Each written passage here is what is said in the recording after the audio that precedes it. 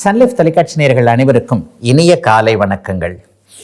எல்லோரும் நன்றாக இருப்பீர்கள்.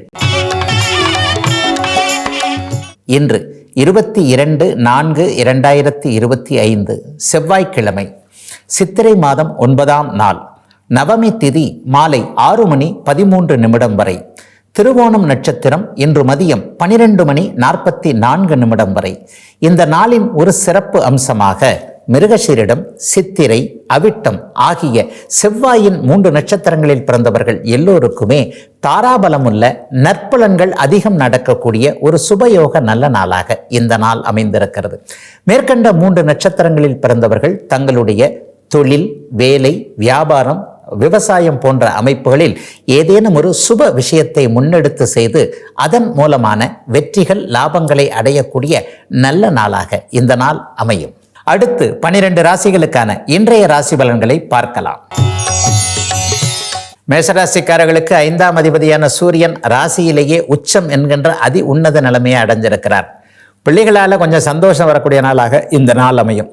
வெகு நாட்களாக ஒரு சம்மதம் கொடுக்காத பிள்ளைகள், கல்யாணத்துக்கு சம்மதிக்க மாட்டேன், இந்த வேலைக்கு சம்மதிக்க மாட்டேன், இதை படிக்க மாட்டேன், அல்லது அப்பா அம்மா பச்சை கேட்கவே மாட்டேன் என்கின்ற ஒரு உறுதியாக இருக்கக்கூடிய குழந்தைகள் எல்லாம் இன்றைக்கு தாய் தந்தையருடைய அருமை பெருமைகளை தெரிந்து கொள்ளக்கூடிய, ஒரு பெத்தவங்க நமக்காக எவ்வளோலாம் கஷ்டப்படுறாங்க என்பது மாதிரியான சில விஷயங்களை பார்த்து நெகிழ்வாகி போய் பிள்ளைகள் நல்ல நிலைமைகளில், நல்ல அமைப்புகளில் நம்முடைய பேச்சை கேட்கக்கூடிய நாளாக இந்த நாள் அமைஞ்சிருக்குதுங்க. இன்னும் ஒன்றும் சொல்லலாம், அதிர்ஷ்டம் கொஞ்சம் சிறப்பாக செயல்படக்கூடிய இந்த மாதம் முழுவதுமே கிட்டத்தட்ட இன்னும் ஒரு 3 வார காலத்திற்காவது சூரியனுடைய நற்பலன்கள் முழுவதுமாக மேஷராசிக்காரர்களுக்கு கிடைக்கக்கூடிய அமைப்புகள் கண்டிப்பாக இருக்கிறது. பிள்ளைகளுக்கான வேலை, தொழில் அமைப்புகள்லாம் நல்லா இருக்கும். குழந்தைகளை பற்றி எப்பவுமே ஒரு 2-3 வருஷமாவே குடும்பத்தில் சந்தோஷமே இல்லைங்க, பிள்ளைகளுக்கும் எது நல்லது நடக்கல, இவர் அப்படி இருக்கிறார், அவர் இப்படி இருக்கிறார் என்பது மாதிரியான சூழ்நிலைகள் எல்லாம் நல்ல விதமாக மாறி மேஷராசிக்காரருடைய குடும்பங்கள் நன்றாக இருக்கக்கூடிய ஒரு சுபயோகம் ஆரம்பிக்கக்கூடிய நல்ல நாளுங்க இன்னைக்கு. ரிஷபராசிக்காரர்களுக்கு வாகன யோகங்கள் செயல்படக்கூடிய நாளாக இந்த நாள் அமையும். அதே நேரத்தில் கொஞ்சம் செலவாகவும் இருக்கும். வண்டி கிண்டி வாங்கினாலும் அது கொஞ்சம் செலவாகத்தானே இருக்கும். ஒரு புதிய வாகனம் அல்லது பைக்கை விட்டுட்டு கார் வாங்கிறது என்பது மாதிரியான வாகன யோகம் இருக்கக்கூடிய அதே நேரத்தில் வாகனங்களால் செலவுகள் இருக்கக்கூடிய நாளாக இந்த நாள் அமைஞ்சிருக்கு. 4ஆம் அதிபதி இன்றைக்கு 12ஆம் வீட்டில் இருக்கிறார். வீடு கட்டுவதற்கு இருக்கின்ற தடை நீங்கிச்சு அப்படின்னு சொல்லிடலாம்.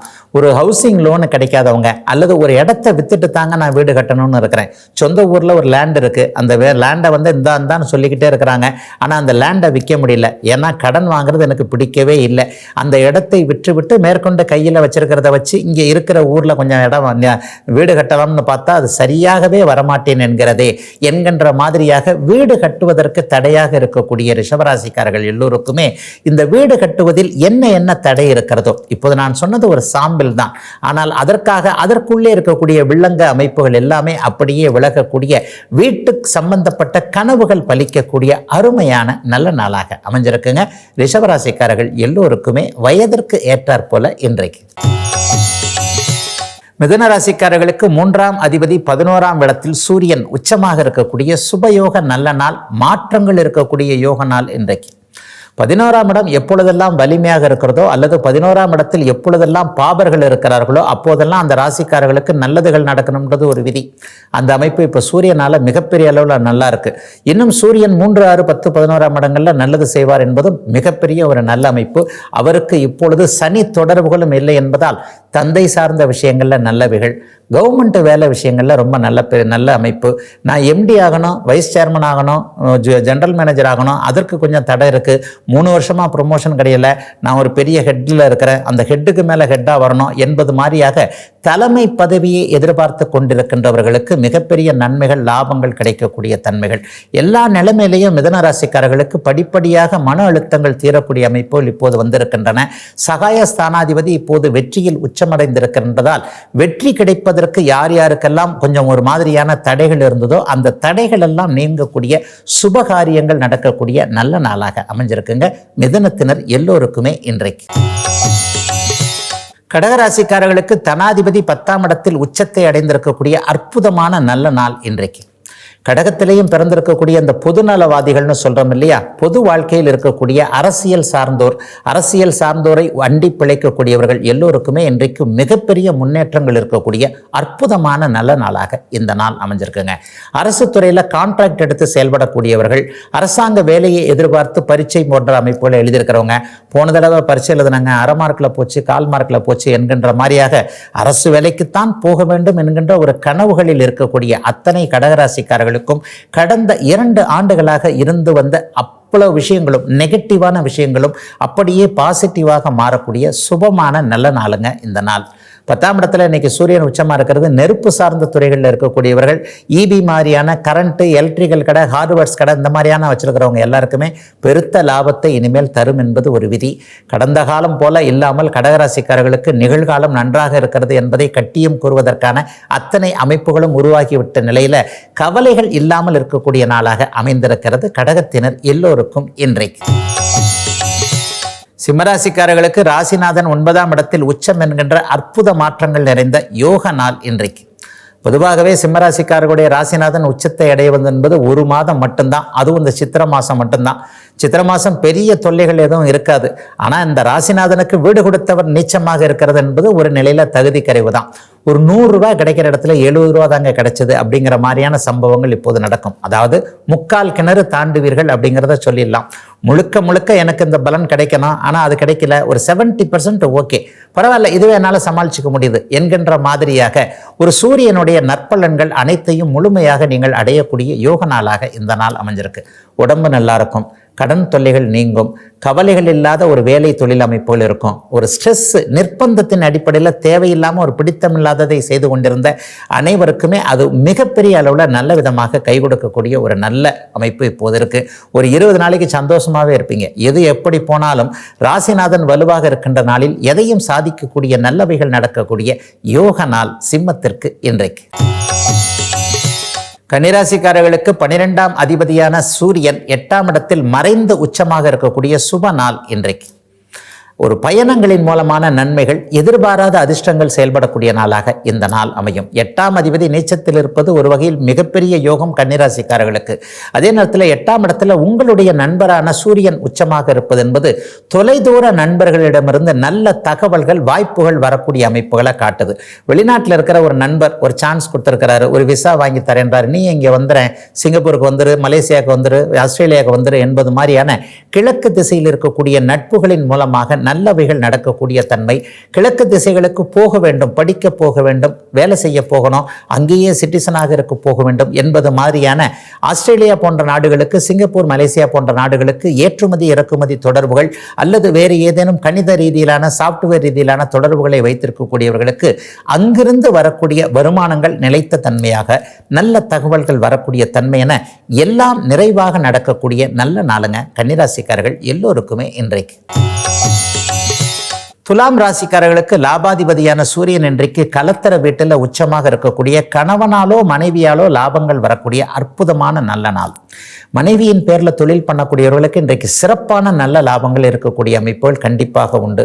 அல்லது என் மனைவி தாங்க பிஸ்னஸை பார்த்துக்கிறாங்க, நான் சும்மா ஒரு இதாக தான் இருக்கிறேன், வேற வேலைக்கு போகிறேன், அவங்க தான் ஃபுல் அண்ட் ஃபுல் பார்த்துக்கிறாங்க, மனைவியுடைய நிர்வாகத்திலேயே வீட்டை விட்டுட்டேன், இந்த மாதிரியான பெண்ணை முன்னிறுத்தி செய்யக்கூடிய அத்தனை ஆண்களுக்கும் இன்றைக்கு சிறப்பு நன்மைகள் ஏற்படக்கூடிய, லாபங்கள் படமடங்கு ஏற்படக்கூடிய, என்னால் கூட இவ்வளவு சேர்த்து வச்சிருக்க முடியாது, நான் சிறுக சேர்த்து வைத்தாலும் என்னுடைய மனைவி மிகப்பெரிய அளவில் ஒரு முன்னேற்றத்தை குடும்பத்திற்கு கொண்டு வந்து விட்டார், பெரிய சேமிப்பாக வைத்திருக்கிறார் என்பது போன்ற ஒரு கணவன் மனைவியை பார்த்து பாராட்டக்கூடிய, மனமாற உள்ளூர மகிழக்கூடிய ஒரு அற்புதமான நல்ல நாளாக இந்த நாள் அப்படியே துலாம் ராசிக்காரர்களுக்கு ஏற்பட்டிருக்கிறது. பெண்களுக்கு பார்த்தீங்கன்னா இன்றைக்கு கணவர் அல்லது அண்ணன் தம்பிகள், ஆண்வழி உறவுகளில் மிகப்பெரிய நல்லவைகள் இருக்கும். அப்பாவுடைய உடல்நிலையை பற்றி கவலைப்பட்டு கொண்டிருந்த பெண்கள் எல்லாருக்குமே தந்தை இன்னும் கொஞ்ச நாள் நன்றாக இருப்பார் என்கின்ற நம்பிக்கை கொடுக்கக்கூடிய தன்மைகள். அண்ணன் தம்பி உறவுகள் பெண்களுக்கு இன்றைக்கு நன்றாக இருப்பது, அல்லது அண்ணன் தம்பிகள் உங்களுக்காக சிறிய அளவிலாவது எதையாவது ஒன்று செய்கிறது என பெண்களுக்கும் மனமகிழ்ச்சிகள் ஏற்படக்கூடிய நல்ல நாளுங்க துலாத்திற்கு இன்று. விருச்சிக ராசிக்காரர்களுக்கு ஜீவனாதிபதியான சூரியன் இன்றைக்கு 6ஆம் இடத்தில் உச்சபலம் என்கின்ற அமைப்பில் வலுவாக இருந்து வேலை மாற்றங்கள் ஏற்படக்கூடிய நல்ல நாள் என்று. ஒரு சிறிய வேலையை விட்டு அதை விட பெரிய வேலை கிடைக்கக்கூடிய அமைப்பு 3 வாரத்துக்குள்ள கிடைச்சிடும். ஆக எல்லா நிலைமைகளையும் ஆயினும் இந்த பலன் கோச்சார பலன் என்றாலும் கூட ஜனனகால தசாபக்தி அமைப்புகளில் கூடுதல் நன்மைகளை தரக்கூடிய தசாபக்தி அமைப்புகள் இருந்தால் மிகப்பெரிய நல்ல மேன்மைகள் கிடைக்கக்கூடிய அற்புதமான நல்ல நாள் இன்றைக்கு. சூரியன் 6ஆம் இடத்தில் இருக்கும்போது பகையை வெல்ல முடியும் என்பது மூல நூல்களில் சொல்லப்படக்கூடிய மிகப்பெரிய ஒன்று.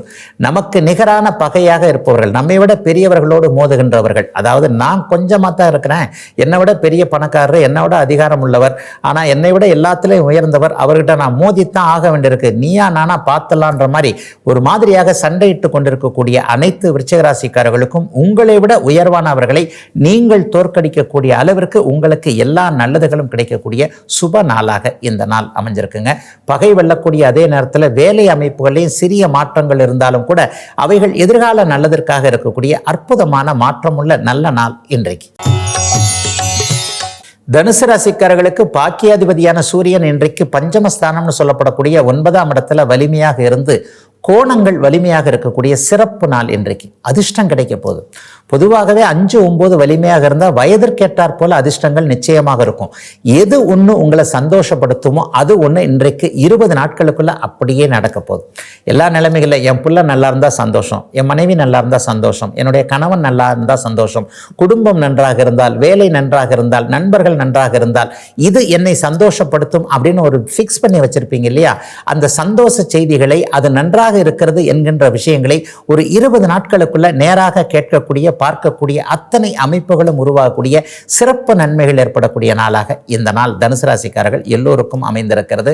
இன்னும் ஒன்றையும் தெளிவாகவே சொல்லிடலாம். ஒரு குலதெய்வ தரிசனம் போன்ற அமைப்புகள், நேர்த்தி கடன்களை நிறைவேற்றக்கூடிய அமைப்புகள், வயதானவர்கள் எல்லாருக்குமே 108 திவ்ய தேசங்களை தரிசிக்கக்கூடிய வாய்ப்பு, கைலாஷ் யாத்ரா, காசி கங்கா போன்றவைகளை போகக்கூடிய அமைப்புகள் என இந்த 20 நாட்களுக்குள்ள ஆன்மீக சுற்றுலா யாத்திரைகளை போடக்கூடிய நல்ல நாளாகவும் அமைந்திருக்கிறது.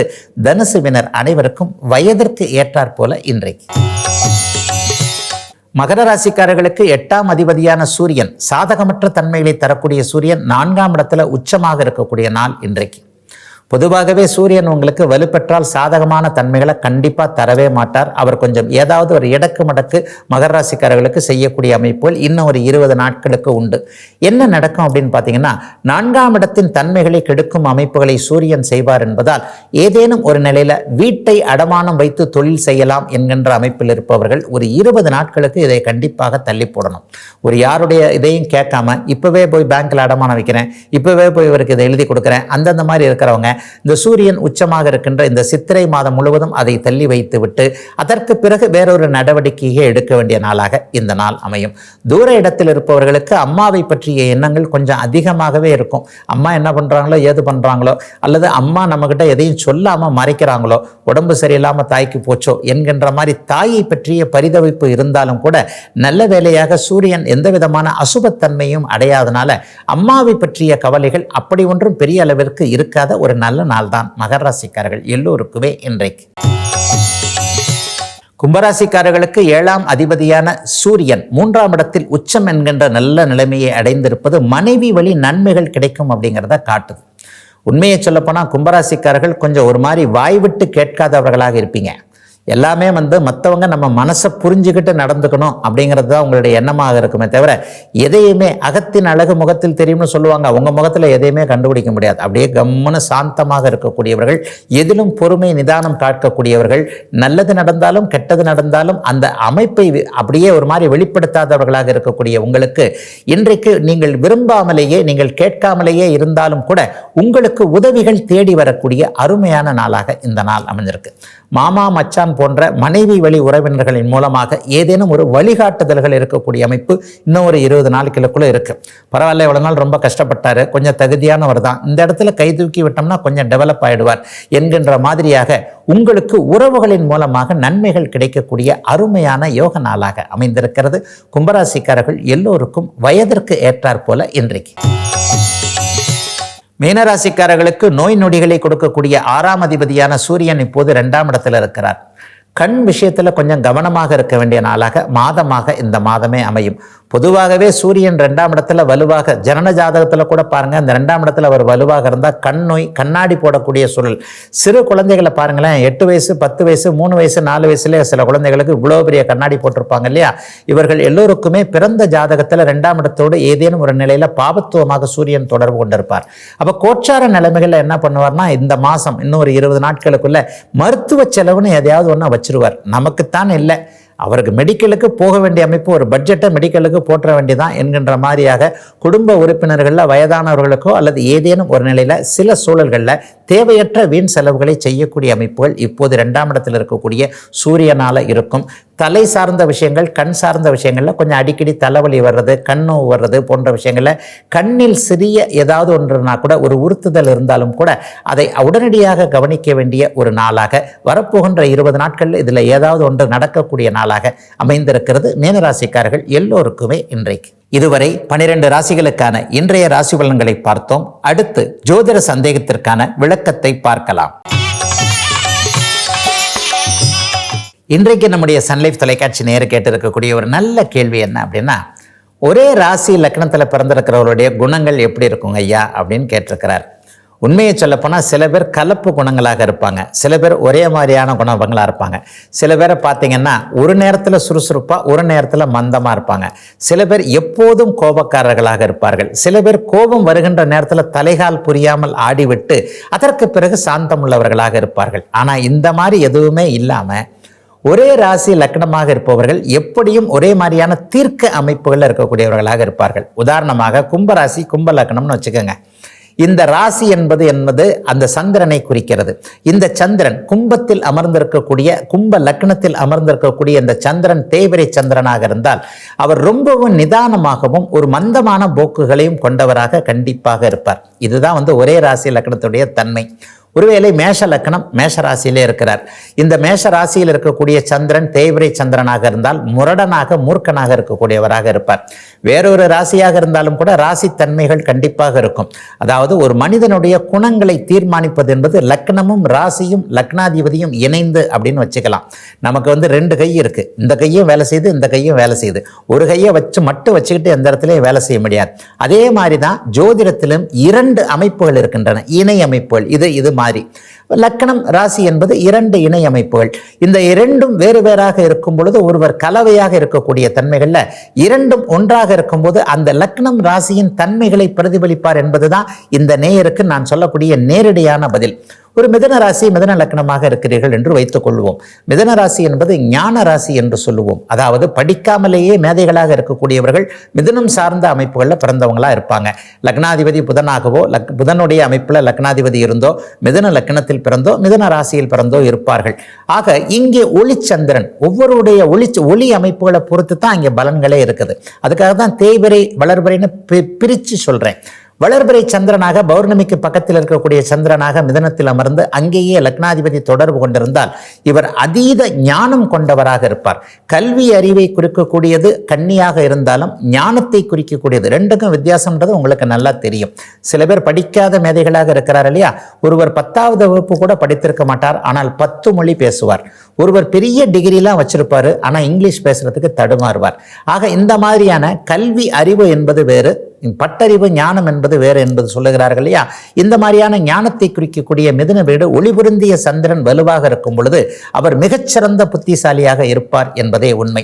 அதே நேரத்தில் கைண்டுன்னு சொல்லப்படக்கூடிய தனுசு வீடு, அதாவது ஒருவரை ஆதரிக்கக்கூடிய எந்த ஒரு இலகிய மனம் கொண்ட, எதிலும் ஒரு நேர்மை அமைப்புகளை கொண்டிருக்கின்ற, பரந்த மனப்பான்மை அமைப்புகளை கொண்டிருக்கின்ற ஞான வீடு என்று சொல்லப்படக்கூடிய தனுசு வீட்டில் தனுசு ராசியாக ஒருவர் இருக்கும்போது, அதாவது தனுசு லக்னமும் தனுசு ராசியாகவும் சந்திரன் தனுசில் இருக்க லக்னமாக அமைந்திருக்க பிறந்தவர்களுக்கு ஆன்மீக எண்ணங்கள் கொஞ்சம் நல்லா இருக்கும். தில்லு முள்ளு பண்ணவே தெரியாது, ரொம்ப நல்லவனா இருப்பாங்க. இந்த காலத்தில் நல்லவருக்கு எங்க காலம், நல்லவன் என்பது அவருடைய நெற்றியில் ஏமாளி என்பதை எழுதி வைக்கப்பட்ட ஒன்றாகத்தானே இருக்கிறது. ஆகவே அடுத்தவங்க கிட்ட ஈஸியாக ஏமாந்துருவார். நல்லதுன்ற மாதிரியே தன்னை போலவே மற்றவர்களையும் நம்பி ஏமாறக்கூடியவர்கள் இந்த தனுசு லக்னம் தனுசு ராசியில் பிறந்தவர்களாக இருப்பார்கள். ஐயா இப்படிலாம் ஒருத்தர் இல்லைங்கய்யா அப்படின்னு கேட்டிங்கன்னா, ஜோதிடம் என்பதே காம்பினேஷன்களின் அடிப்படையில் சொல்லப்படுகிறது. இந்த தனுசு லக்னத்தில் தனுசு ராசியில் இருக்கக்கூடிய இந்த சந்திரனையும் அந்த லக்ன லக்னத்தையும் சனி என்கின்ற ஒரு அசுப கிரகம் வலுத்து பார்த்தாரையானால் இந்த குணங்கள் கண்டிப்பாக மாறும். ஆகவே ஒரே லக்னம் ஒரே ராசியில் இருப்பவர்கள் அந்த லக்னம் அந்த ராசியின் வீட்டை அப்படியே பிரதிபலிப்பவர்களாக இருப்பார்கள் என்பதுதான் இன்றைய விளக்கம். இதுவரை 12 ராசிகளுக்கான இன்றைய ராசி பலன்களையும் ஜோதிட சந்தேகத்திற்கான விளக்கத்தையும் பார்த்தோம். மீண்டும் நாளை காலை இதே ராசி பலன் பகுதியில் உங்களை சந்திக்கும் வரை உங்களிடமிருந்து விடைபெற்றுக் கொள்வது உங்கள் ஜோதிடர் ஆதித்ய குருஜி.